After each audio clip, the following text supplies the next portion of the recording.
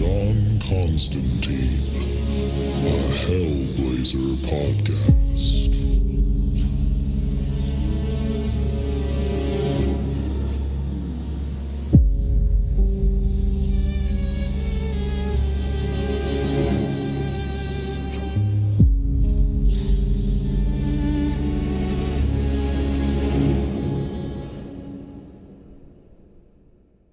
Hey there, everybody, and welcome back. Before we get into the episode, just want to let you know that this is the free version of the podcast, and all that means is that we are way behind where I'm at in Patreon. So if you are loving this podcast and you need more John Constantine in your life, definitely go check us out at patreon.com/planes, trains, and comic books and sign up for the Hellblazer tier, where you'll get access to the entire Hellblazer library that I've recorded so far.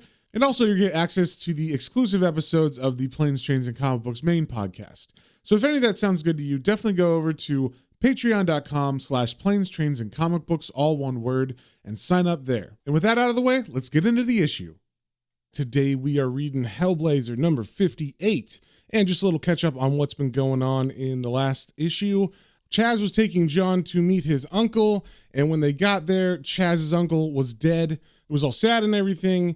Chaz even asked John if his uncle's in a better place, and John lied to him and said yes. But as they're having that conversation, all of a sudden they look at the grave, and it was being robbed by three men who were trying to take the body that had just been put in there of his uncle, and they end up succeeding. These guys that stole the body bring it back to a facility where they are testing ammunition and its effects on human cadavers. So basically, they're just shooting bodies a lot, and I would think they would already know what bullets do to bodies, but they are continuing these tests, and the head doctor guy is pretty into it, and basically he just likes to see the bodies get blown up and chunks of them torn away by the bullets, and there's no real reason why they need to do these tests, but none of the other scientists know that. So Chaz and John do a bit of investigating. They find out that the bodies are taken to a facility up north, so they go up there and they immediately get caught. And that is where we left off, with them being caught and the head scientist guy threatening to use them for live trials in these bullet testings. And that's where we left off. So first things first, we got the cover here. We see a bunch of heads of, I'm assuming, dead bodies. And John's head is right in the middle of them, but unlike the other ones that are kind of just staring forward, John is screaming out in fear. And it looks like maybe he's trapped in between these bodies, like there's so many of them, they're pushing in on him, because he's having to worm his hands out, and it looks like he's trying to reach out, but he can't quite get his arms pushed out between the dead bodies. And we see on the cover that this is written by Garth Ennis with art by Steve Dillon. And we start off on the first page with the weird head scientist of this facility. We see his person just walking around in a void, and that's because he's daydreaming, and he's taking a leisurely stroll through, I guess, the thoughts of his mind. And his narration says, "Daydreaming. I'm not in my cold, dull office anymore, confronting two irrelevant thugs and their dreary concerns.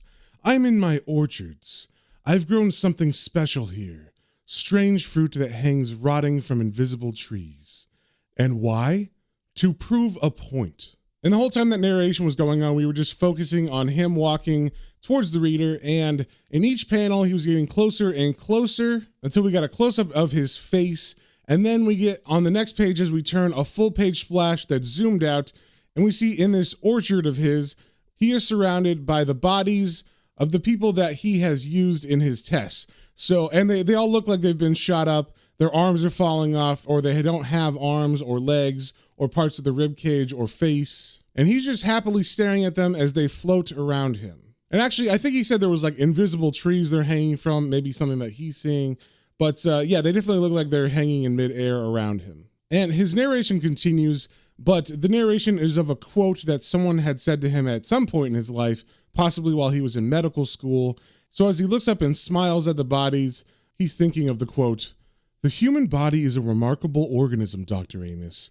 Indeed, one could go as far to say that a human life, whether in physical or spiritual terms, is a veritable miracle." And as Dr. Amos is thinking this, he goes over to one of those floating bodies, and he reaches out and he puts his hand on this cadaver's shoulder. And then his narration kind of answers or responds to the quote that he just thought.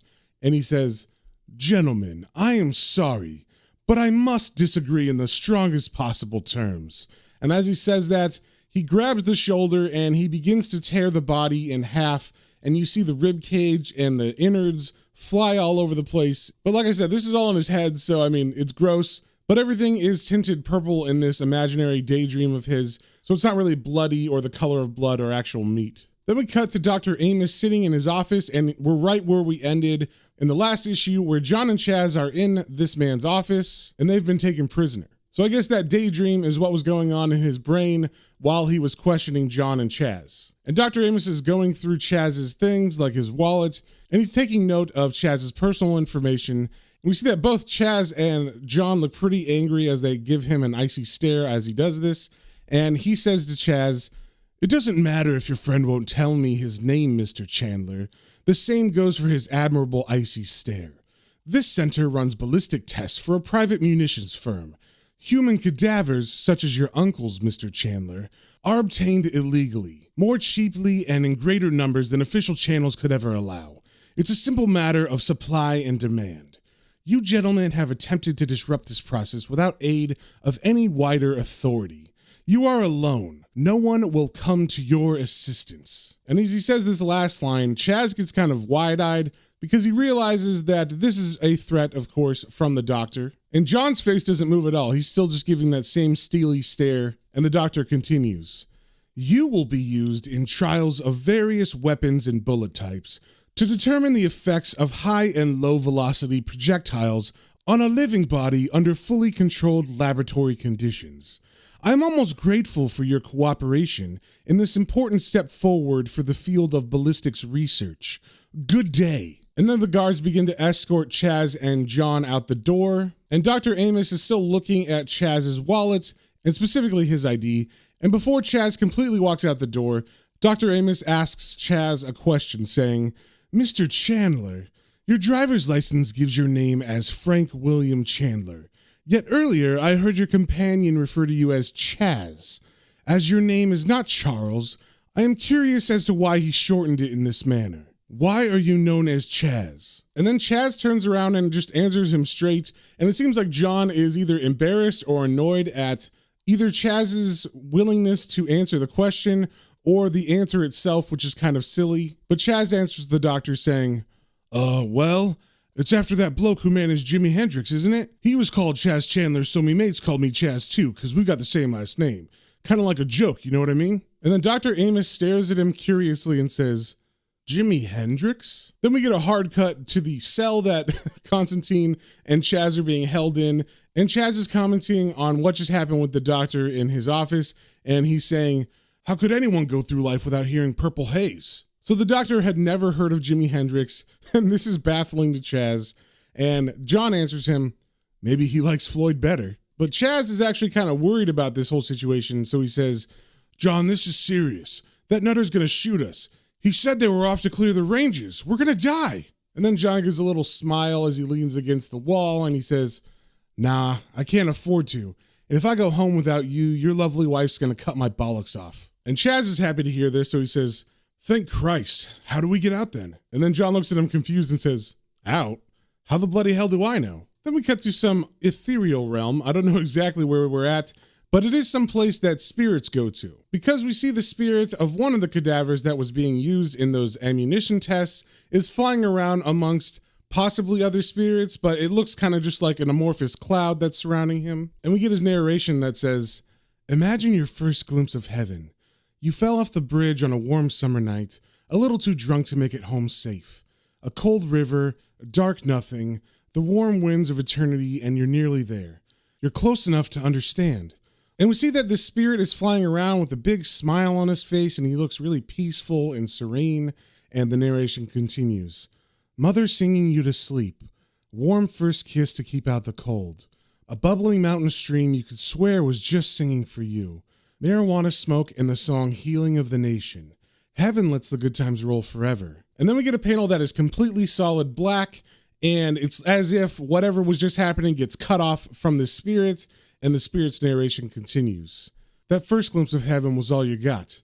You made an old mistake." Then as we turn the page, we see the spirit is back. It's not a black panel anymore, but he's turning as if something has come up behind him, and he looks kind of wary or scared. Then we cut to the testing facility where his body is currently being used as target practice. So it's like his soul can feel what's happening to his body and he's tethered to it somehow. And then his spirit begins to be pulled down from heaven towards the ground, along with a bunch of other ones too. I'm assuming they're all spirits of people that were shot during these experiments. And the narration continues.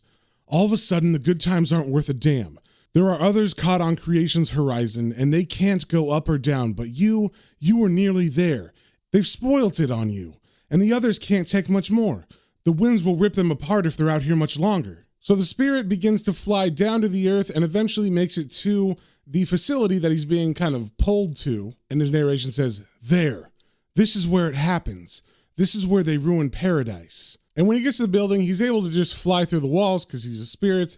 And he immediately flies into the testing room and he sees what they're doing. He sees they're shooting cadavers, specifically his. And when he realizes it's his body being shot up, his narration says, this is where they've killed you forever. That's you. And look at what they've done. Look, look, look. And as his narration says that, we get a zoom in on his body and you see his mouth blown open, like his jaw's completely torn off, and his throat has exploded from the bullets that they're using. And it seems like seeing this makes the spirit go kind of mad, and he begins flying through the halls, and he's saying, can't look, out, go, don't stop, losing too much, can't take it, soul shredded. And there's just a bunch of panels of him flying through different parts of the hallways. And he is passing like the guards and other employees of this facility, and they're not noticing him at all. So it seems like, yeah, he's just a ghost that people can't see. So as he flies, his narration continues. What do? Nothing. Lost. Others caught up there, lynched, up there, going to burst, self, gone, got to try. And then he takes a turn and all of a sudden he notices something and he narrates, I smell magic. And then he beelines for a metal door and we don't know what's behind that door. But then in the next panel, we see John and Chaz in their cell and John is getting a weird feeling and he says, hey, did you feel that? And Chaz answers, what? But then Chaz does feel something and it scares the hell out of him because he says, Jesus, something just went through me. And then we see the spirit appear before them, and it looks in terrible pain. Instead of having its spiritual body that was perfect now, it has a body that looks like it's being shot up in real time as it's screaming in front of them. So its arms begin to explode, and its legs and bottom torso begin to explode, and all we can see is like vague shapes of the spirit's bone structure underneath. And like I said before, it came to this room because it felt magic, because John is here. So as it's screaming out in pain, it just gets closer and closer to John, like it's trying to ask him for help. And John is just like, oh shit. And then the screaming changes to words and the spirit says, lost hundreds, lost, caught outside heaven, nailed to the sky. This place did it, crucified them there, left them to finish forever, losing, ripping, shredding, going forever. And like I said before, as he's yelling this, his body is slowly being torn apart, like I said, as if it was in real time being shot up. And as the last bit of flesh leaves his ethereal skeleton, John realizes what's about to happen, and he yells to Chaz, cover your eyes, get down. And then they both look away as the spirit's body explodes in a flash of bright white light. And as Chaz turns around, he sees the only thing that's left of this spirit is a small smoking pile of ash. And Chaz says, what was? But John cuts him off answering saying, a dead soul. But it said there's more. All stuck, all gonna burst in the winds. And Chaz asks, stuck? And John answers, this place. They're desecrating the bodies and it's buggering up the souls. They can't get into the afterlife. They're stuck and they'll be wiped out. And then upon hearing this, Chaz gets very angry. And we got a really cool set of panels here where we see Chaz's angry face on one side and John's face realizing that he has just told Chaz that his uncle is not okay. And we get a repeat from last issue of Chaz asking John what's going to happen to his uncle. And it says, I need to ask you something. You know about all this stuff, don't you? I mean, you know the truth. Not that bollocks the Vickers and all tell us.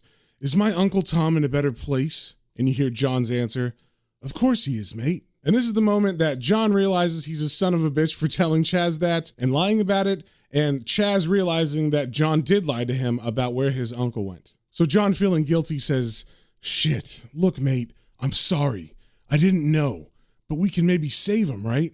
I need that knife you carry in your shoe. And Chaz gets the knife, but he doesn't hand it to John. He just throws it at John's feet. So John opens the knife and he begins to do some carving on the wall. And he looks like he's making a circle. And Chaz is asking, what are you doing? And John replies, letting him back in. And as John finishes the circle, he then stabs the knife into his hand and makes a pretty big cut on his palm. And then he takes his palm and begins to rub some kind of symbol into the wall in the middle of that circle. And as John finishes making the symbol in his blood, he says, lie down, Chaz, and whatever you do, don't look. And Chaz asks, what'll happen? And John answers, a soul storm. And that is exactly what happens, because as we turn the page, we get a double page spread where we see the facility in the middle of the countryside, and above it, we see the faces of hundreds of anguished souls screaming and yelling out in pain, hovering in a very large ball above this facility. And it seems that John has made some sort of vortex that allowed the spirits of those who have not been used in the trials yet into this facility to attack or kill the people that are hurting their bodies. So we cut to the inside of the building in John and Chaz's cell where that doorway has formed, and we see souls are pouring through and they begin bursting through the walls of the facility. And the souls are saying, release, rage, revenge, revenge. And we're seeing the reactions from the guards and stuff as they see these spirits. We see their eyes get very wide, and it's almost like they're staring at an angel or something super holy because their face is covered with light and their eyes are completely washed out almost. It's kind of like the scene in Indiana Jones Raiders of the Lost Ark when they open the Ark at the end and it's super bright and people are seeing these spirits, but it's probably not going to end happy. And we see in the last panel that says revenge, Dr. Amos is sitting in his chair in his office looking at some papers. But then he gets all scared as the spirits burst in and they begin to surround him. And we're not actually seeing the spirits in this. We're seeing his reaction in his face. And then in his eyes, we can see a bunch of hands going to grab him. And as they do, he says, oh my God, it's you. And then we turn the page and we see what he's seeing finally. And what he's viewing is just the angelic kind of spiritual bodies of either the people that he has killed already or maybe the people that were already killed before their spirits go into that meltdown phase. And the spirits are smiling, but they are smiling in a way that makes it seem like they're about to rip him to pieces. So Dr. Amos points at them and says, I was wrong. I thought you were just meat, and I was wrong. You're so perfect, and I've hurt you. I didn't know I was causing so much pain. And then the spirits do a weird thing, and they kind of turn from him and begin to fly away. And he says, don't go. Please don't go. Please. And then it seems like one of the spirits hears him and turns around, and it reaches out his hand to Dr. Amos. And Dr. Amos begins to cry and says, thank you. Then we cut back to John and Chaz in the cell, and that circle on the wall is smoking, and there's a burn mark scorched into the brick. And as Chaz stares at this burn mark, he's hyperventilating, and he says, holy shit. And John, who's cool as a cucumber, says, I suppose you could put it like that. Then he pulls out a cigarette and begins to light it, and Chaz asks, was that them? The souls? And John answers, yeah, they're free now. They can go wherever they're supposed to. And then Chaz looks at John with a side eye and says, and Uncle Tom? And hearing this, John kind of closes his eyes in sadness and maybe regret, and he says, him too. Chaz. And as John looks up to apologize to Chaz, Chaz cuts him off saying, that's all I wanted to know. Because he's still pissed about John lying to him about where his uncle went in the first place. So Chaz walks through a giant hole that has been blown in the wall by the spirits, and he sees a guard immediately in the hall, but he doesn't really care. He just walks up to him, but the guard is in complete shock at what he has just seen with the spirits going through the halls. So Chaz is able to walk up to this guard without any movement from him, and he just takes the gun out of the guard's hands. And John is following Chaz, but he's giving him a bunch of space because obviously Chaz is mad. And he's walking by a bunch of people that are basically just statues. They're just standing there as if they've been frozen in fear or terror. And then he walks by an office, and the scientist in this one isn't frozen. And it's the one that we saw kind of question some of the experiments that were going on with Dr. Amos. And it seems like maybe that was why the spirits let him live, or at least not freeze him in terror. And this doctor is saying, he liked it. I wondered why he did it, you know, the same tests over and over, the dum-dum trials where we knew what would happen, and he made us do it. He just loved seeing it, loved seeing bodies shot to pieces, butchering them like they were just animals. And the scientist is not saying this to John. He's just saying it out loud like he's talking to himself. But John replies to what the man said anyway, and he gives kind of like a weird joke where he says, "Oh, well, it might have been worse. He might have been shagging them. That'd be disgusting." And then John just walks out of the room. Then we cut to Chaz, who is arriving at the door of the director of the facility, Dr. Amos. And Chaz still has this huge rifle in his hands, and it looks like he's meaning to use it on this doctor. So as Chaz approaches the door, he hears some talking as Dr. Amos is saying behind the door, "Thank you, thank you, thank you so very much." And I assume he is talking to the spirit that reached his hand out to him earlier. So Chaz just lets himself into the room, and as he does, he sees that Dr. Amos has shoved his own hands into his eyeballs. But he's not crying out in pain. He's actually got a big smile on his face. And even though blood is pouring from his eye sockets, like I said, he's saying, "Thank you so very much." So Chaz walks up to Dr. Amos and takes aim at point blank range at Dr. Amos's head. And he pulls the trigger. And all he hears is a click because there are apparently no bullets in the gun. So then Chaz says, "Ah, sod it." And then he takes the rifle by the barrel and he proceeds to beat Dr. Amos to death. And the whole time Dr. Amos is still saying, thank you, all of you, thank you." And Chaz is hitting him so hard that the stock and the butt of the gun are completely shattered and broken by the end of his attack. And then Chaz just stares at the dead body with a face that looks like it's got a little bit of pain and sorrow because this man took his uncle's body and made it so his uncle's soul would not go to heaven, but at least he was able to get revenge for his uncle. Then we cut to John, who's been waiting outside, and he's leaning against one of the brick walls of the facility. And you see Chaz in the background walking out, and John has his back to Chaz, so he doesn't see him coming. And he's thinking to himself, "Don't ask me why, Chaz. I didn't know your uncle was here when I told you he was in a better place. I didn't know he was strung up on the walls of eternity. I swear. Chaz, don't blame me and don't ask me why. Please." So it seems like John is dreading the drive back, probably, where he's anticipating Chaz still being angry, and maybe there even being a falling out between them over this. But as Chaz rounds the corner that John is leaning on, he looks at him and they just kind of look at each other for a second, and then Chaz asks, "You got a fag?" So it seems like Chaz has at least temporarily put aside what John did and is just willing to at least drive home with John, if not just bury the hatchet altogether. And that is the end of the issue. So if you guys have any comments, questions, or suggestions, you can email me at planestrains and comic books, all one word, @gmail.com, and we will see you on the next one.